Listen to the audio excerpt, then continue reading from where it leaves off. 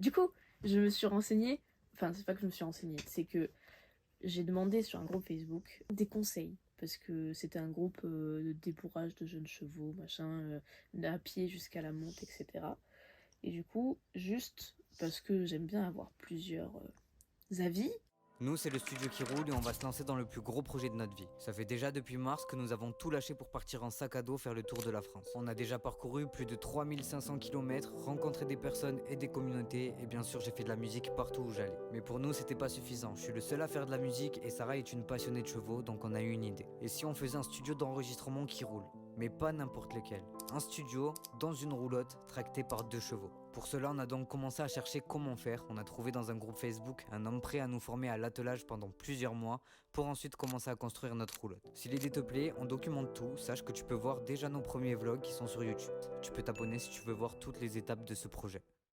Et du coup, je voulais me renseigner et j'en ai une qui m'a parlé des signaux d'apaisement, qui paraît dans le mot évident, mais qu'en fait, j'en ai jamais entendu parler. Parce qu'au moment où je montais à cheval et tout ça, bah, on n'en parlait pas vraiment, ça fait que quelques années qu'ils en parlent.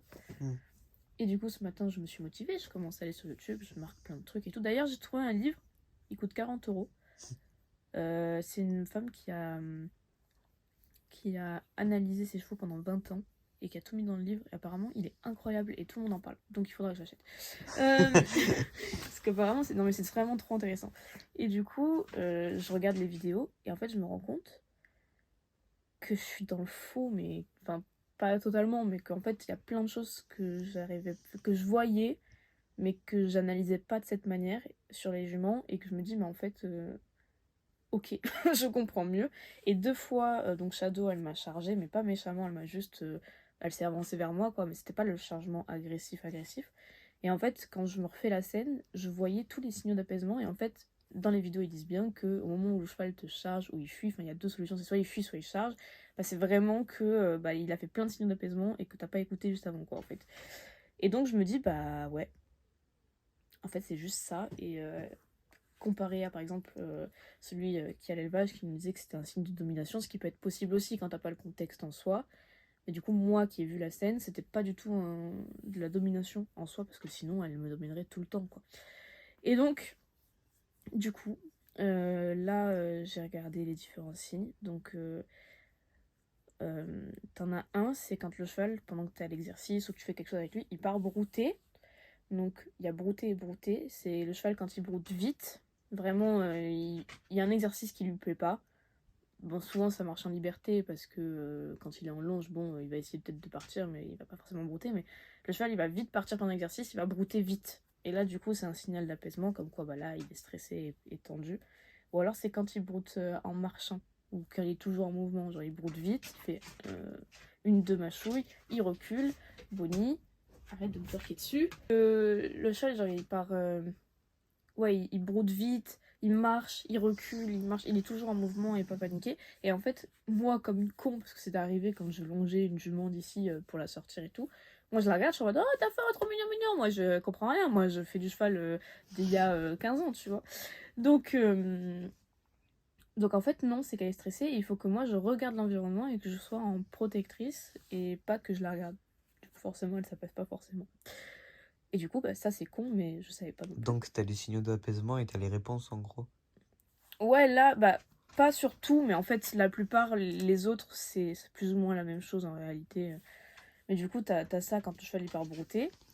L'autre signal, c'est quand il est devant une situation stressante et qu'il se tourne et qu'il va montrer son arrière-main, son flanc ou sa croupe. Bon, son arrière-main, son flanc, c'est plus ou moins pareil, mais ou sa croupe. Et en fait, genre, s'il monte sa croupe, donc vraiment, s'il te tourne le dos et qu'il te monte le cul sans te frapper, hein, c'est vraiment. Le cheval, il va se tourner de manière très calme, très oreille en avant, en colonne détendue et tout. Mais juste, il se tourne. Bah, ça veut dire qu'il est vraiment stressé, que genre là, juste, bah, il veut pas voir le stress. Et s'il se tourne au niveau de son arrière-main, son flanc, donc en gros, qu'il est sur le côté, bah, ça veut dire que il est stressé, mais qu'il peut encore regarder le truc qui le stresse pour analyser, genre, c'est ce truc-là.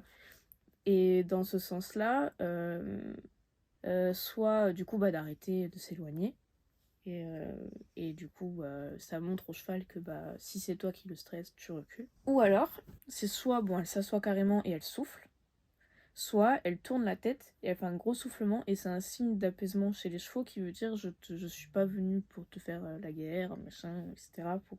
Et du coup, en général, ça apaise le cheval. Et quand un cheval fait un signal d'apaisement et que tu respectes ce signal d'apaisement, le cheval, en fait, il va revenir naturellement vers ce qu'il a stressé. Donc, en l'occurrence, là, c'était moi, puisque moi, ils me connaissent pas forcément. Et normalement, ils reviennent vers moi. Parce que j'ai écouté ce signal. Il y a un autre signal, c'est le détournement de la tête ou de l'encolure face à un objet ou face à moi. Par exemple, Bah, c'est un peu comme le truc du coup qu'on parlait du licol, hop, tu tournes la tête, ça veut dire il veut pas. non, non, il y a vraiment ce truc de s'il tourne la tête en mode non, je veux pas et qu'il veut s'éloigner, ça c'est vraiment un non, je veux pas parce que c'est un cheval et que voilà. Et Ok. c'est pas après. Quand moi je suis pas dans ce truc de consentement à 100%, dans le sens où si le licol tu dois le mettre et que le cheval veut pas, je vais pas arrêter pendant une semaine et plus mettre le licol. Enfin, ça c'est pour moi non. Mm. Mais c'est en mode par exemple, tu lui montres une brosse pour la première fois de sa vie. Si le cheval il sent le truc et que genre il est là, il tourne la tête comme ça, il regarde, tu vois, genre il a l'œil qui regarde, il tourne et après il revient. En fait, ça c'est un signal d'apaisement. Ça veut dire que genre en fait il regarde, il est en mode c'est quoi ce truc, ça le stresse un peu, mais il revient pour sentir. Et puis il peut le faire plusieurs fois, hein. Mais c'est surtout ça. Par exemple, si tu lui montres une seringue pour la première fois de sa vie pour le vermifuger ou des trucs, il va faire ce signal d'apaisement. Mais il va pas fuir. En fait, il va juste comme ça, il regarde, il revient. Mais non, du coup, c'est différent du consentement ou du cheval qui a pas envie. Par exemple, comme je t'ai dit, Veika, si tu viens la voir, ou moi, hein, je viens la voir, je veux la caresser et qu'elle me tourne la tête, là, ça veut dire, et qu'elle commence à marcher, ça veut dire non, là, fous-moi la paix, tu vois. Mais si c'est juste, je lui fais sentir le licol, et elle tourne la tête et elle revient, c'est qu'elle se dit, oula, c'est quoi ce truc? Je sens, mais ça me stresse un peu. En gros, c'est ça. Donc là, j'avais écrit après que s'il y avait vraiment gros stress, c'est-à-dire que les chevaux, par exemple, ils sont dans un endroit un peu plus clos, par exemple ça, qui se mettent à courir, comme par exemple là où les Dracula l'avaient fait un moment, en fait, il faut juste que moi je m'assoie, que je fasse un gros soufflement, c'est un truc de stress, et que j'ai pas fait. Du coup, moi j'étais en mode, venez. Non, il faut juste que s'il y a un gros stress, et que tu peux t'asseoir, tu t'assois carrément par terre et tu souffles. Quand tu dis non, faut jamais faire un non seul. Il faut toujours donner une solution décontractée. Donc, si par exemple je dis non à Luciole quand je la débourre, en fait, il faut que j'apaise tout de suite la chose, je tourne la tête, je souffle. Pour montrer que t'as fait le truc. Là, par exemple, si je lui apprends en ce moment le stop, en gros, il faut que moi, si je marche, elle reste sur place. Si elle avance, il faut que je dise non. Du coup, elle arrête d'avancer. Dans ce cas, elle a fait ce que je lui demande. Et dans ce cas, il faut que moi, je relâche la pression et que je tourne la tête et que je souffle. Pour lui montrer que là, c'est bon, t'as fait, c'est bon, passe à autre chose. Et elle, en échange, puisque je le faisais pas, elle avait des signaux d'apaisement. Soit elle tirait la langue, soit elle bâillait, soit elle mâchouillait. Mais en fait, il y a le mâchouillement. Ils ont dit il y a deux types de mâchouillement. T'as le mâchouillement de stress, en mode on est en plein exercice et elle mâchouille. Là, ça veut dire qu'elle relâche la pression. Mais si après un exercice ou pendant que je la brosse, elle mâchouille, là, c'est qu'elle est apaisée. Donc c'est pareil, il y a le contexte aussi. Il faut analyser. Donc tourner la tête et souffler pour s'approcher au pré. Pareil, la meuf, cette technique là de tourner la tête et souffler pour s'approcher, elle l'a fait pour approcher un cheval en troupeau qui ne voulait pas se faire licoler et qui amenait tout le troupeau, type doule. Donc il faut que j'essaye. Genre là, ça a duré un peu longtemps, mais en fait elle a fait cette technique, elle a fini par totalement s'en approcher et le licoler. Voilà, c'est magnifique, c'est incroyable, il faut que j'essaye. Donc après il y a d'autres signaux classiques, c'est donc le mâchouillement, mais c'est pareil, il faut le contexte, si c'est un mâchouillement de stress, si c'est un mâchouillement de détente, parce que c'est deux différents, mais c'est la même chose. Bref. Ça, c'est un peu dur le mâchouillement, on va voir. Sortir la langue, donc quand le cheval il sort sa langue, il lèche, etc. Étirer sa mâchoire, j'ai pas trop compris, parce que... C'est quand ils font. Bah oui, mais ça c'est bailler, pour moi. Parce qu'après, il Ou y a c'est le peut-être quand ils bailler font. à répétition. Ouais, peut-être. J'analyserai. Parce que peut-être que là, ça me vient pas, mais je vais Oui, peut-être oui, le après en reconnaître. les regardant. Ouais. Parce qu'après, je vais analyser les 2 juments, du coup. Donc, il y a bâiller à répétition. Moi, c'est pareil. Je me suis toujours dit qu'un cheval qui bâillait à répétition, c'est parce que le cheval a peut-être besoin de bâiller à répétition. Parce qu'à chaque fois, de loin même, j'en vois qui bâille à répétition. Et je me dis peut-être qu'un cheval, ça bâille pas, en fait. Et juste, ça fait ça, c'est que c'est stressé. Donc, peut-être qu'en fait, je suis dans le faux depuis tant d'années. Et moi, je suis en mode, ah, t'es fatigué? Non, du tout. Pas du tout, tu n'y connais juste rien, connasse. Alors, après, il y a 2 contraires. C'est soit les chevaux, ils ont les yeux figés, ils te regardent, ils clignent pas des yeux. Donc ça, c'est un signe de stress. Ou le contraire, les chevaux, ils clignent de ouf les yeux. Et il y en a même qui ont les yeux mi-clos. Après, attention, il n'y a pas le mi-clos de ils font la sieste. Ça, c'est pas un sentiment de stress. Et il y a aussi la prise de distance. Par exemple, quand toi tu t'approches, euh, elle va prendre sa distance. C'est même si ça veut dire j'ai pas envie, en soi ça veut dire aussi que c'est un stress pour elle et donc elle a pas envie. Logique. Et il y a des comportements de substitution. Par rapport à ça, c'est donc se gratte la tête avec l'intérieur, c'est pareil, ça dépend du contexte, parce qu'il y a des chevaux qui se grattent vraiment la tête avec l'intérieur. C'est pour ça que Vaika, je suis pas sûre que ce soit. Je sais pas, j'arrive pas à savoir si c'est un comportement de stress. Un signal d'apaisement, mais en soi, ils peuvent aussi le faire pour ça. Donc à voir si elle le répète régulièrement ou si elle le fait juste une fois, elle broute et Gratter basta. la tête avec l'intérieur, c'est quoi quand elle baisse la tête et qu'elle fait ça? Ouais. Parce qu'elle le fait tout le temps, ça c'est vrai.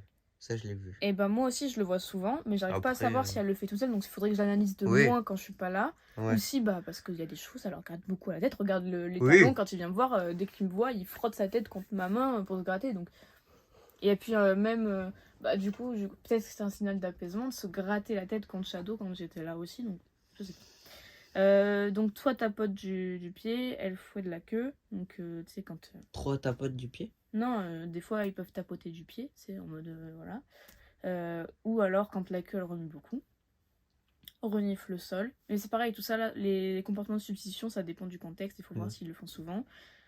Et dans ce cas-là, tu peux montrer que tu as vu ces signes d'apaisement. Donc soit tu lui laisses prendre la distance, mais aussi tu fais ce signal du coup de tourner la tête soufflée. Après tu peux en faire d'autres, mais ça c'est le plus simple. On va dire que c'est celui qui remarque le plus avec celui de s'asseoir et souffler. Parce qu'après si t'en Genre, en fais... fait, tu tournes la tête, tu fais. Mais en fait, genre juste tu arrêtes de regarder le cheval, tu tournes la tête et tu fais un gros soufflement, genre vraiment... Et genre Ok. qu'ils s'entendent. Et en mode le cheval, il voit, en fait le cheval quand il souffle, pareil, ça veut dire que c'est un signal d'apaisement. Mhm. Donc quand il souffle, ça veut dire qu'il a été en situation de stress, que maintenant il est en train de se calmer, mais qu'il n'était pas apaisé. Quoi, jusque. Et du coup, j'ai marqué le livre qu'ils ont recommandé et que j'ai regardé les avis. Apparemment, il est incroyable. Donc voilà. Donc maintenant, il faut analyser tout ça. Parce qu'en vrai, c'est le truc, tu vois. Je pense que c'est le truc principal quand tu commences à approcher un cheval. Parce qu'elle m'a dit, son message, il était là. Et donc c'était une fille qui m'avait déjà demandé l'histoire des juments et tout, que ça allait être long, etc. Mais c'est elle qui m'avait conseillé de faire des séances gratouilles. Juste gratouilles. Mais j'ai toujours pas trouvé les zones de gratouille de Vaika, elle en a rien à foutre, j'ai l'impression. Donc voilà. Et elle m'a dit est-ce que tu connais les signes d'apaisement et de substitution des chevaux? Je pense que ça pourrait être une super occasion pour toi d'apprendre à lire ta jument et de respecter son timing. Il sera différent d'un timing dans une méthode tout établie. En gros, il y a un recensement de ces signaux, mais chaque cheval aura un peu sa signature grammaticale, donc ça pourrait être top de faire ton petit dico Vaika. Tu pourras noter quels signaux elle utilise ou non, et arrêter par exemple de lui gratter l'encolure ou stopper de la toucher avec le licol quand elle fera un signal d'apaisement. De cette façon, tu respecteras le fait qu'elle te communique gentiment que le stress commence à monter. Et elle m'a dit n'hésite pas si tu as des questions. En gros, tu te prends ton petit cahier, tu vas voir et tu notes. Ouais, là je vais prendre mon cahier en première fois pour analyser et tout. Je note ce qu'elle fait, elle. Et du coup, là, en ce moment, j'allais dans le pré avec la cravache, pas pour frapper, mais pour rallonger ma main, au cas où Shadow me rechargerait. Mais en fait, je me dis, si c'est qu'une question de signaux d'apaisement et que c'est pas du tout cette question de domination, donc du coup, je vais peut-être pas la prendre. Parce qu'en soi, elle me l'a pas refait depuis, y a pas de raison qu'elle me recharge, par logique. Mais je sais pas, il faudrait que je sois pas toute seule, en fait. Parce que quand bien même, il y a des choses peut-être que moi je vais pas voir de long. Peut-être que j'avais aussi un comportement qui fait que c'était trop agressif pour Shadow et du coup c'est un cercle vicieux en fait. Merci d'avoir regardé ce vlog et j'espère que ça vous a plu. Si vous venez de nous découvrir pour la première fois avec cette vidéo, vous pouvez vous abonner et activer la cloche pour ne rater aucune étape de la construction de la roulotte. Si vous avez des questions ou des suggestions, n'hésitez pas à les poser en commentaire, on répond à tout. Et on remercie les personnes qui nous font des dons sur notre page Tipeee, ça nous aide grandement pour notre projet. On vous dit à très vite.